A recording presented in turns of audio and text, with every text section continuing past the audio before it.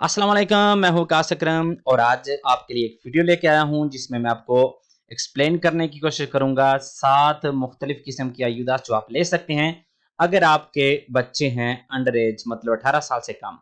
ये 7 आयुदात ये 47 हैं, मतलब ये है कि पूरे स्पेन में कम से कम ये आपको ज़रूर मिलेंगी। उसके अलावा अगर आपकी कम्युनिदाद आपका जो सूबा है उसमें एक्स्ट्रा कुछ कोई आयुदात वगैरह हैं तो वो आप वहां अप्लाई कर सकेंगे, लेकिन कम से कम ये आप जरूर अप्लाई कर सकते हैं क्योंकि ये हैं इस्तातालिस मतलब फेडरल गवर्नमेंट के अंदर ये आती हैं।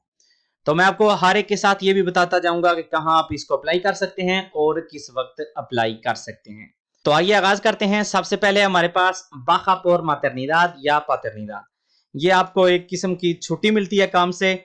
ये टोटल 16 हफ्ते की होती है, जिनमें से पहले 4 हफ्ते जो है ना वो लाजमी होते हैं। उसके बाद अलावा जो 12 हफ्ते होते हैं वो आप बच्चे के पहले ही साल में मतलब बच्चे की पैदाइश से 1 साल की उम्र तक किसी भी वक्त आप बाकी के अपने 12 हफ्ते जो है ना वो दिसफ्रुतार कर सकते हैं।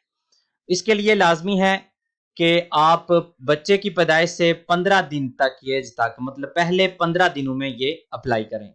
यहाँ पे एक थोड़ा सा डिफरेंस आता है, जो कि बच्चे पाकिस्तान में पैदा होते हैं तो उसमें क्योंकि बच्चे का बर्थ सर्टिफिकेट बनाते हुए या यहाँ उसको लेगालिसार करवाते हुए टाइम लगता है, तो इसलिए उस केस में ये जो पहले 15 दिन है वो जहन में या मद्देनजर नहीं रखे जाते।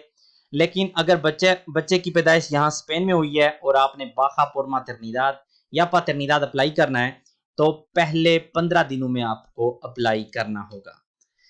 अगर आप ये अप्लाई करना चाह रहे हैं तो उस वक्त जब बच्चे की पैदाइश हो आप या तो काम कर रहे हो या उस वक्त आप पारो ले रहे हो, दोनों केसेस में आप अप्लाई कर सकते हैं।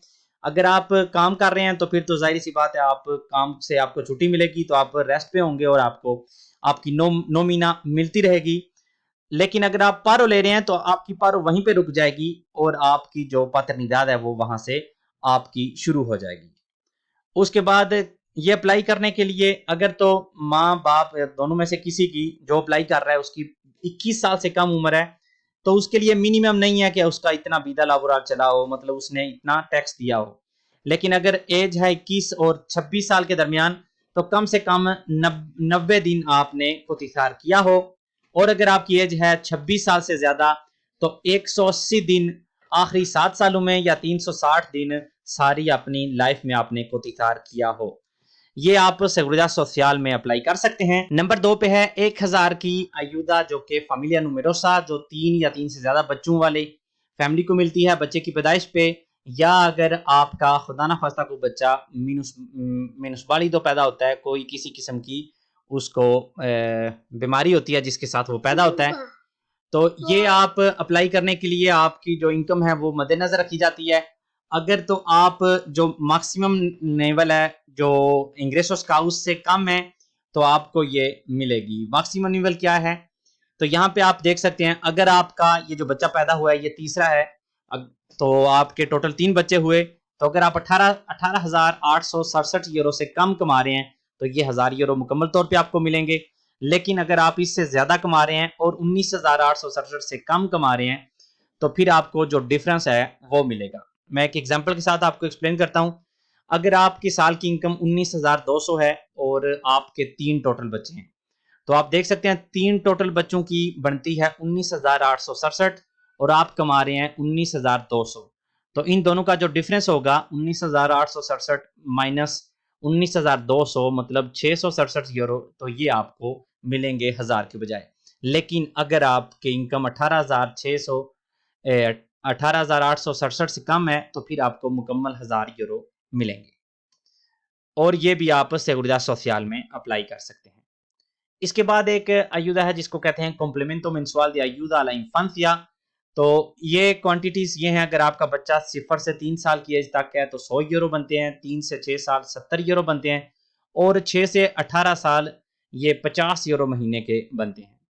तो अगर तो आप इंग्रेसो मिनिमो विटाल, ये जो रिसेंटली एक इन्होंने सारे स्पेन में एक अयुदा निकाली है जिसको इंग्रेसो मिनिमो विटाल कहते हैं, अगर आप ये ले रहे हैं तो फिर तो आपको ये अप्लाई करने की ज़रूरत नहीं, ऑटोमेटिकली उसमें ये ऐड कर दी जाती है।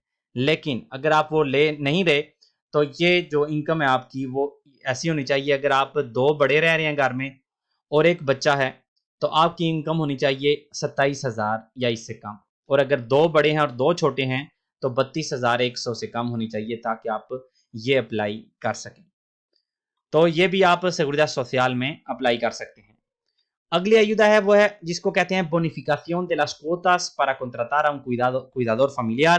तो ये एक ऐसी हेल्प मिलती है, अगर आप मतलब घर में दोनों काम करते हैं तो आपको बच्चों की देखभाल के लिए किसी को काम पे रखना होता है, तो उसका जो seguridad social पेमेंट होती है उसमें 45% जो है ना वो डिस्काउंट कर दी जाती है, सिर्फ और सिर्फ उन फैमिलीज को जो नुमेरोसस हैं, मतलब 3 या उससे ज्यादा बच्चे हैं, या मोनोपारेंटालिस हैं, या वो माँ के साथ रह रहे हैं या बाप के साथ रह रहे हैं, मतलब दोनों में से किसी एक के साथ अगर बच्चे रह रहे हैं, तो फिर या familia numerosa वालों को ये 45% की डिस्काउंट जो seguridad social के कोटास में वो होगी। अगली ये भी आप seguridad social से ही अप्लाई कर सकते हैं। अगली ayuda है जो 100 यूरो की है, madres trabajadoras, काम करने वाली माओं के लिए थी, लेकिन 2023 के बाद ये सब के लिए होगी। इसको कहते हैं deducción por maternidad। तो ये आप साल में 1 दफा ले सकते हैं, जब आप अपनी रेंटा करवाएं, रेंट डिक्लाराción de la renta करवाएं, तो आपको, क्योंकि ये 100 यूरो हैं महीने के, तो साल के 1200 यूरो बनते हैं बच्चे की एज 3 साल होने तक। तो या तो आप अपनी डिक्लाराción साल के बाद 1200 यूरो ले सकते हैं, या हर महीने आप जो है ना वो अप्लाई करके अंतिसिपादो अबोनो अंतिसिपादो अप्लाई करके हर महीने 100 यूरो ले सकते हैं, अगर 3 साल से कम आपका एक बच्चा है, और अगर 2 बच्चे हैं तो 200 यूरो ले सकते हैं। और ये आपने अप्लाई करना है ऑफिसिना दे अजेंसिया ट्रिब्यूटारिया, ये जो रेंटे वाला ऑफिस होता है जहां हम डिक्लाराción de la renta करवाते हैं, उस ऑफिस से आपने इसको अप्लाई करना है, अगर आप हर महीने लेना चाहते हैं। और अगर आप साल में एक बार इकट्ठा 1200 यूरो लेना चाहते हैं, तो फिर आपको कुछ भी करने की जरूरत नहीं, जब आप डिक्लाराción de la renta करवाएंगे तो वहां पे ये 1200 यूरो शो हो जाएंगे। अगर नहीं होते तो फिर आपने मतलब बच्चा ऐड करना है, तो ऑटोमेटिकली वो हो जाते हैं। अगली है deducción por familia numerosa। ये भी एक हेल्प है जो अजेंसिया ट्रिब्यूटारिया की होती है familia numerosa वालों के लिए, मतलब 3 या इससे ज्यादा बच्चे। तो ये भी आप पिछली की तरह साल में 1 दफा ले सकते हैं या हर महीने ले सकते हैं। अमाउंट कितनी है? अगर तो आपकी familia numerosa general है, मतलब 3 बच्चे हैं या मतलब 3 बच्चे हैं, तो उसको कहते हैं familia numerosa general, तो बनते हैं आपके 100 यूरो महीने के। लेकिन अगर आपके 3 से ज्यादा बच्चे हैं तो उसको कहते हैं familia numerosa especial, तो वो बनते हैं 200 यूरो महीने के। तो ये आप 100 यूरो या 200 यूरो जो भी आपका केस हो, आप महीने बाद ले सकते हैं, मतलब हर महीने बाद अजेंसिया ट्रिब्यूटारिया में आपने अप्लाई करना है, या साल में 1 दफा जब आप अपनी रेंटा की डिक्लाराción करवाएं। तो अगर आपके 3 बच्चे हैं या 3 बच्चे हैं तो आपका 1200 यूरो महीने साल का बनता है, और अगर आप 3 से ज्यादा हैं तो 24,000 जो है ना वो 2400 यूरो आपका बनता है साल का। तो ये आपने अगर हर महीने लेना चाहते हैं तो अजेंसिया ट्रिब्यूटारिया, मतलब जहां आप डिक्लाराción de la renta करवाते हैं, उस ऑफिस में ये abono anticipado अप्लाई कर सकते हैं। उसके बाद आती हैं prestaciones del servicio de empleo público। ये कुछ ayudas हैं जो सेपे वालों की तरफ से होती हैं। सबसे पहले ये ayuda familiar, तो ये उन लोगों को, उन माओं को मिलती है जो कि अपनी पारो खत्म कर चुकी होती हैं, लेकिन उनके बच्चे होते हैं जिनकी उसने देखभाल करनी होती है, तो पारो के बाद उनको ये जो सब्सिडी होती है वो ले अप्लाई कर सकती हैं कि मेरे पास अब पारो नहीं रही, तो मैं अब ये सब्सिडी और ayuda ये अप्लाई करनी है, क्योंकि मेरे पास बच्चे हैं जिनकी मैंने देखभाल करनी है। या अगर आपने पारो पे आपका हक नहीं बनता, तो जिसको कहते हैं subsidio por insuficiencia de cotización, इसका मतलब ये है कि क्योंकि पारो लेने के लिए कम से कम आपने 1 साल काम किया हो, तो फॉर एग्जांपल आपने साल पूरा काम नहीं किया लेकिन आपके बच्चे हैं फैमिली में, तो फिर आप ये सब्सिडी अप्लाई कर सकते हैं, जो कि कम से कम आपने, लेकिन इसके लिए भी कम से कम आपने 3 महीने जो है वो काम किया हो और बच्चे हों आपके अंडर। तो कम से कम 3 महीने, क्योंकि पारो लेने के लिए तो 1 साल काम करना लाजमी है, तो आपने 1 साल नहीं किया, लेकिन अगर आपने 5 महीने 6 महीने काम किया है, तो फिर ये आप subsidio por insuficiencia de cotización जो है ना ये अप्लाई कर सकते हैं। क्योंकि ये दोनों सेपे की हैं, तो इसलिए ये आप सेपे के किसी भी ऑफिस से या ऑनलाइन अप्लाई कर सकते हैं। और इसके साथ हमारी आज की वीडियो का भी होता है इख्तिताम। उम्मीद करता हूँ कि आपको ये वीडियो पसंद आई होगी। मिलते हैं अगली वीडियो में इंशाल्लाह किसी नए टॉपिक के साथ, तब तक के लिए अल्लाह हाफ़िज़।